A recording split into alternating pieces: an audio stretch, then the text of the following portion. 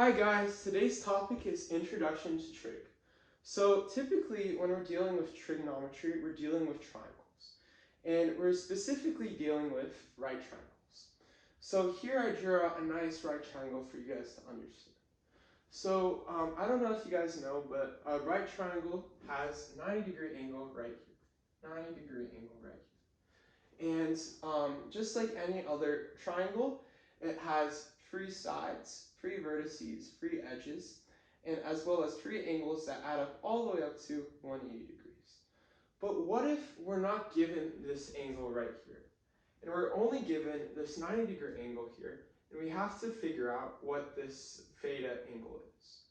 Right? That's kind of confusing. But what we can do is we can set up these things called trig ratios. So typically we have three trig ratios that we use all the time. So one of them is sine theta, cosine theta, and tangent theta. Okay? Cool. So we have three trig ratios, and all of them sound like really confusing, right? But we don't want to memorize this. We want to understand this. And the best way to understand it is through abbreviation. It's so, ka, to. You might be thinking, what the heck is so, ka, to? Well, here, let me explain. So the S, right here for so, is actually sine theta, right? Your C here is representing your cosine theta, right? And your T here is representing your tangent theta. Tangent theta right here. All right, cool. So we have sine, cosine, tangent, and it's all in this abbreviation. But what are the other letters here? So what is the O? What is the H?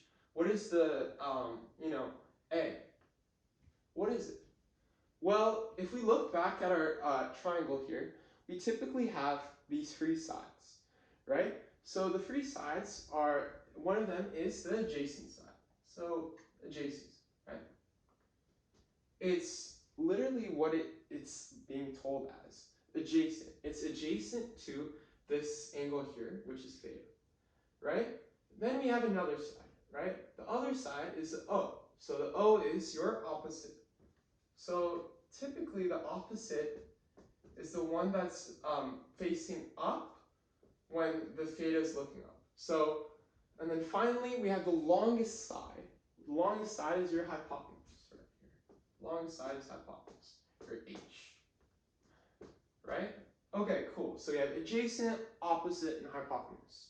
Right? But now let's go and use that information so that we can dive into this abbreviation. Okay, so first we have so, right? So is S, so we know it's sine theta. O, which is opposite.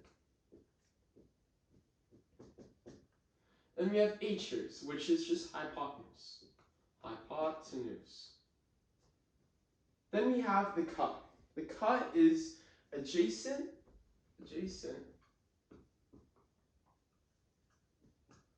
over hypotenuse.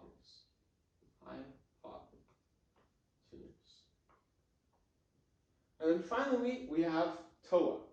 TOA is simply just the opposite, O, opposite, over your A here. Your A is just adjacent.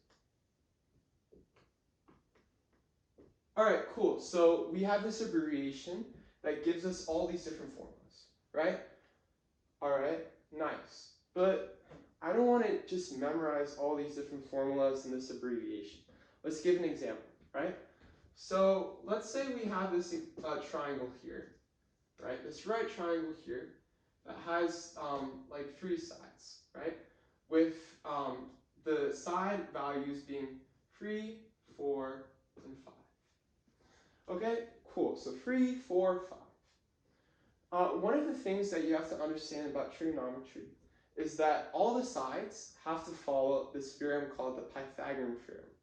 Okay, the Pythagorean theorem just states this. A squared plus b squared is equal to c squared. All right, it's simple as that, right? So now let's just apply it to make sure that this is actually a case where we have to deal with the trig ratios, right? So a squared, let's just say it's 3. So it'd be 3 squared plus b squared, which is just simply 4 squared. And then finally we have the longest side, which is just your 5 squared here, right? Awesome. So 9 plus 16 is equal to 25. And 25 is equal to 25. So yes, this is a case where you have to deal with the trig ratios, right? So let's just set up this angle here. And now it's asking us for the sine theta, the cosine theta, and your tangent theta. All right? Now we can follow our abbreviation here. So, ca, to. Let me just erase this so that we have some more space to answer the example. So first we have sine theta, right? We know that sine theta is just so, right? So is OH. Your opposite here is your 3, right? Because it's the one where the theta is looking up. So just 3. Then you have your hypotenuse, right? The so is H, right? So then we have the longest side, which is just 5. And then we have cosine theta, which is just equal to ca, which is just adjacent over hypotenuse. So 4 over 5. 4 over 5. And then finally, we have the tangent theta. Tangent theta is simply TOA. TOA is just O and A. So opposite over adjacent. Your opposite here is 3, and your adjacent here is 4. Thanks for listening.